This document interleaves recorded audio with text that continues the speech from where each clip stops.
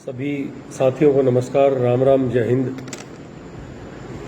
दोस्तों, आज माननीय हरियाणा के मुख्यमंत्री खट्टर साहब का सोशल मीडिया पे एक बयान सुना। माननीय कहता हूं, लेकिन ऐसे घटिया व्यक्ति को और घटिया एक ऐसे नीच और दुष्ट व्यक्ति को माननीय कहना माननीय शब्द का अपमान है। आज जिस तरीके से उन्होंने कहा कि उत्तर पश्चिम में नए संगठन बनाओ और अपने 500-700 हजार लोगों को डंडे दो, टीट फॉर टैट, जैसे को तैसा, इसका मतलब स्पष्ट ये है कि हरियाणा के मुख्यमंत्री किसानों को दबाना चाहते हैं, डराना चाहते हैं। और स्पष्ट एक उनका संदेश है अपने चमचों के माध्यम से कि हरियाणा प्रदेश की जो अमन और भाईचारे की धरती है, 36 बिरादरी, हर धर्म मजहब की जो प्यार और प्रेम का प्रतीक हरियाणा प्रदेश, उसको, वो उस धरती को, उस पवित्र मिट्टी को लहूलुहान करना चाहते हैं। खट्टर साहब, आप एक बात क्यों भूल रहे हैं? आपके पूर्वजों को, मैं पंजाबी कौम का बहुत सम्मान करता हूं क्योंकि बहुत मेहनत कश है और हमारे भाई हैं, बहुत कुछ हमने भी सीखा उन लोगों से। उन लोगों को हरियाणा प्रदेश की इस पवित्र धरती ने जगह दी है, पनाह दी है। और पनाह देने के बाद आप जैसी छोटी विचारधारा के व्यक्ति को इतना प्यार, सम्मान और आशीर्वाद दिया कि आज आप हरियाणा प्रदेश के सर्वोच्च पद के ऊपर बैठे हैं, जिसके आप कतई काबिल नहीं हैं। आप क्या कह रहे हैं कि मैं हरियाणा प्रदेश की जो आपकी तालियां बजा रहे हैं लोग, आप क्या संदेश देना चाहते हैं? खट्टर साहब कहता हूं तो भी शर्म आती है, और मेरे प्रदेश का मुख्यमंत्री ऐसा घटिया होगा तो भी हमें शर्म आती है। आप क्या कह रहे हो कि कोई बात नहीं, जमानत की चिंता नहीं, कुछ दिन जेल में रहोगे, कुछ महीने, वहां नेता बन के निकलो। तुमने और तुम्हारे पूर्वजों ने कितनी कुर्बानियां दी और कितने तुम जेलों में रहे हो, फिर भी तुम्हें हरियाणा प्रदेश की जनता ने छाती से लगाया। और उसी पवित्र मिट्टी को और 36 बिरादरी को आप आपस में लड़ाना चाहते हैं, इनमें बांटना चाहते हैं कि लोग खड़े हो जाए। अगर कोई गलत कर रहा है, कोई व्यक्ति किसी के साथ नाजायज कर रहा है, तो कानून है ना उस देश, हमारे देश का कानून है ना उसके लिए। पुलिस किस बात के लिए है? तुम बीजेपी के लोगों को हथियार देके, लठ देके, डंडे देके, फिर इतनी हिम्मत है तो बाप की औलाद हो तो खुद क्यों नहीं मैदान में आते? खट्टर साहब, अगर आपको कोई एक बात कह दे कि तेरी मूछों को जीप के बांध के मैं क्या करेगी, अगर हम ये बात कह दें कि तुम्हारे साथ ऐसा होगा, तो तुरंत यहां के जिले का पुलिस कप्तान मेरे पीछे लगेगा, पुलिस लगेगी।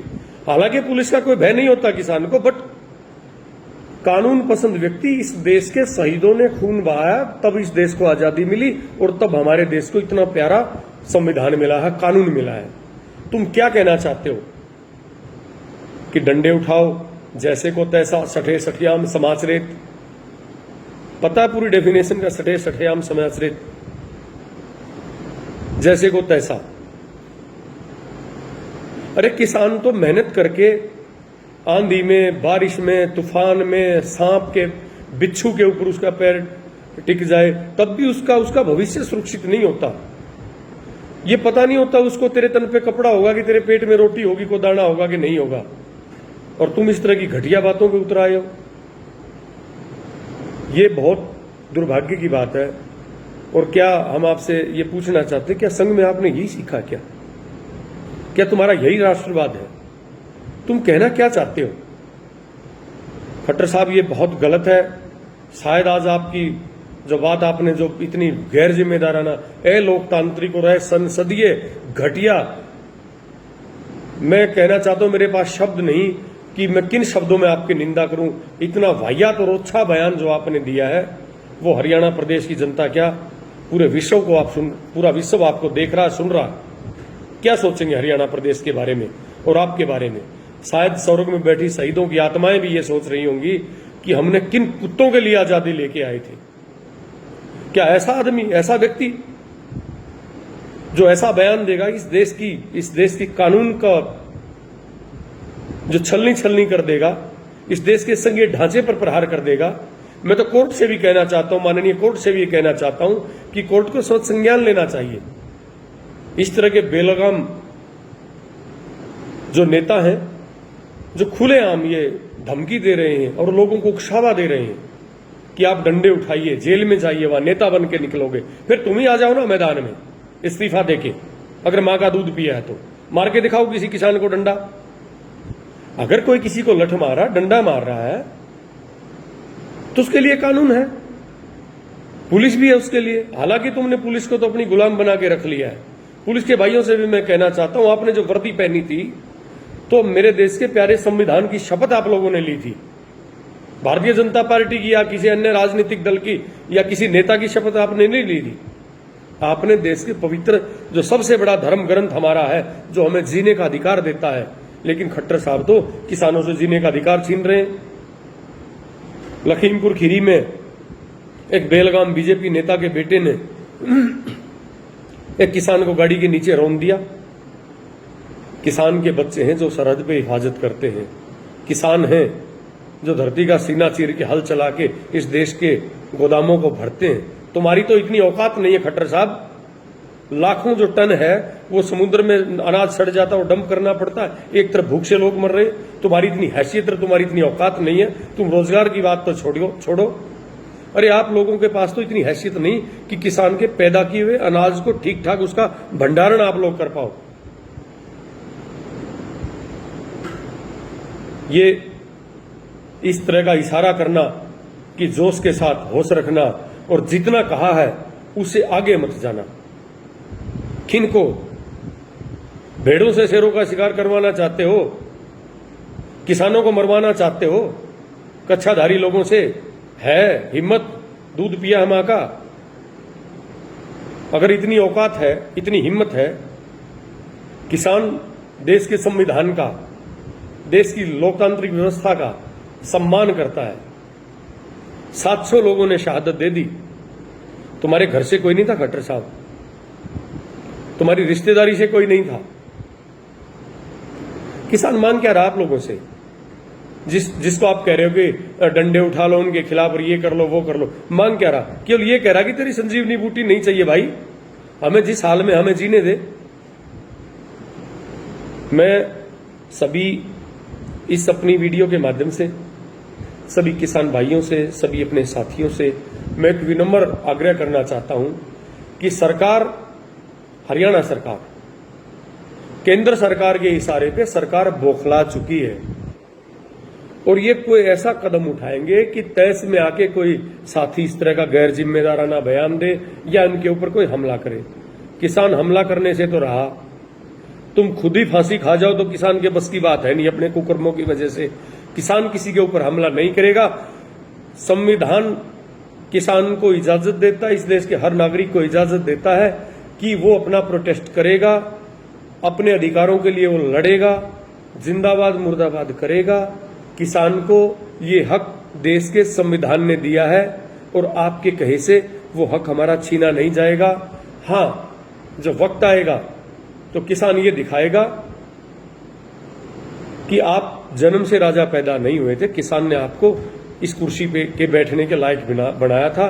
और लोकतंत्र में एक सीधी सी बात है, जो जनता के काम का नहीं होता तो जनता ठोकर मार के फिर उसको कुर्सी से गिराना भी जानती है। तो मैं सभी किसान भाइयों से, साथियों से आग्रह करना चाहूंगा कि सरकार जब एक जिम्मेदार पद पे बैठा, एक संवैधानिक पद पे बैठा व्यक्ति जब इस तरह की भाषा का प्रयोग करता है कि डंडे उठा लो, मारो, किसान इसी प्रकार गांधीवादी तरीके से बैठे रहेंगे और अपना हक हम लेके रहेंगे। और दुर्भाग्य की बात तो ये है, आज देखो, जिन्होंने गांधी को पैशन नहीं, जिन्होंने गांधी को फैशन माना है, वो लोग आज गांधी जी के और शास्त्री जी के जन्मदिन पे इतना गैर जिम्मेदाराना बयान दे रहे हैं कि लठ उठा लो। तुम सच में यार गोडसे की औलाद हो। मत ये ढोंग किया करो कि गांधी जी का स्वच्छता अभियान, गांधी जी का ये अभियान, तुमने गांधी जी को मानना ही कहा है। मेरा एक आग्रह है कि आप लाल बहादुर शास्त्री जी को और महात्मा गांधी जी को कम से कम खट्टर साहब पढ़ तो लो। अगर आप उनको पढ़ लोगे, गांधी जी को, देश के संविधान को पढ़ लोगे, तो इस प्रकार की गैर जिम्मेदाराना और वाहियात के बयान नहीं दोगे। विनम्रता के साथ आपको कहना भी चाहते हैं, विनम्रता के साथ चेतावनी देकर आपको हम ये कहना चाहते हैं कि जिस धरती ने आपको पनाह दी, आप नंग आए थे, आपके पास था क्या? आप लोगों को गले से लगा, छाती से लगा, उसी देवभूमि को, उसी अमन, चैन और भाईचारे की पवित्र धरती को आज आप भाई को भाई के खून का प्यासा बनाना चाहते हैं। लठ देने की, डंडे देने की बात करें, आप जेल में भेजने की बात करें, वहां जेल में जाके नेता बनाने की बात कर रहे हैं आप। क्या नेता जेल में बनते हैं? जेल में नेता बनते हैं? कुछ शर्म है आपको खट्टर साहब? आपका बहुत गैर जिम्मेदाराना बयान है। जिस धरती ने आपको छाती से लगाया है, वो आपकी गर्दन पकड़ के ऐसा झटका भी देना जानती है कि आप शायद आपकी 7 पुश्तें इस बात को याद रखेंगी। तो पुनः मैं सभी अपने किसान भाइयों से एक निवेदन करना चाहूंगा कि जिस प्रकार से 36 बिरादरी इस आंदोलन में अपने हकों के लिए लड़ रही है, हम इसी प्रकार शांति प्रिय तरीके से लड़ते रहेंगे और बहुत शांति प्रिय तरीके से अपने हकों को हम लेके रहेंगे। इस प्रकार के 36 सीएम आएंगे और चले जाएंगे।